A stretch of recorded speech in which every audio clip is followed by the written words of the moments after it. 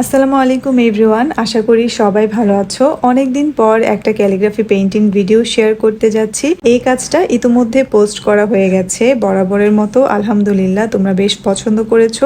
আবার কেউ কেউ এই কাজটা নিয়ে বিভিন্ন কিছু জানতে চেয়েছো, সো আমি ভাবলাম মেকিং প্রসেসটা শেয়ার করি। প্রথমে একটা কোটেড হ্যান্ডমেড উডেন ক্যানভাস নিয়েছি। ক্যানভাসে খুব লাইট ওয়েট টেক্সচার দিয়ে ওভারনাইট রেখে দিয়েছিলাম। টেক্সচারের উপাদান ছিল চক পাউডার, আঠা এবং জেসো। এই তিনটি উপাদান খুব ভালো মতো মিক্স করে একটু সুপি টেক্সচার বানিয়ে আমি ক্যানভাসের উপরে হালকাভাবে অ্যাপ্লাই করেছি। এই অবস্থায় ওভারনাইট রেখে দিয়েছিলাম। সকালবেলা দেখা গেল কালার অ্যাপ্লাই করার জন্য ভালো মতো শুকিয়ে গেছে। টেক্সচার শুকানোর জন্য ক্যানভাস রোদে রাখা আমার কাছে খুব একটা সুইটেবল মনে হয় না। রোদে রাখার ফলে কেন জানি মনে হয় টেক্সচারে ফাটলের পরিমাণটা বেড়ে যায়। সো খুব বেশি প্রয়োজন না হলে টেক্সচার শুকানোর জন্য আমি রোদ সবসময় অ্যাভয়েড করে চলি। বলতে ভুলেই গিয়েছিলাম, টেক্সচার অ্যাপ্লাই করার আগে ক্যানভাসে কম্পোজিশনের স্কেচটা করে নিয়েছি।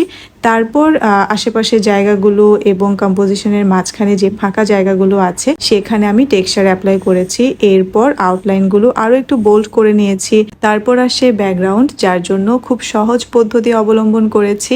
দু একটা জায়গায় শেডিং এর কাজ রেখে বাকি সবটা হোয়াইট রেখে দিয়েছি। বেসিক্যালি এই কাজটা আমি হোয়াইটের উপর করতে চাচ্ছিলাম। ব্যাকগ্রাউন্ডের কাজ শেষে কম্পোজিশনে চলে এসেছি। এখানেও বেশিরভাগ অংশ হোয়াইট রেখে দিয়েছি। মাঝখানে একটা হরফে আমি একটু শেড অ্যাপ্লাই করে দিচ্ছি। এই ধরনের কাজগুলো আপাত দৃষ্টিতে দেখতে যতটা সহজ মনে হয় আসলেও কিন্তু ততটাই সহজ নয়।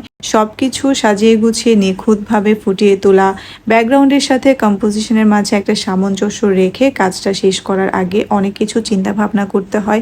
অনেকটা সময়ের প্রয়োজনও আছে। হোয়াইট বা অন্য কোনো প্যাস্টেল শেডের উপর অ্যারাবিক ক্যালিগ্রাফির কাজ আমার খুব পছন্দের। প্যাস্টেল শেডের উপর আগে অনেকবার করা হলেও হোয়াইটের উপর খুব একটা করা হয়নি। সো আজকে মনের মতো একটা ক্যালিগ্রাফি পেইন্টিং রেডি হয়ে গেল।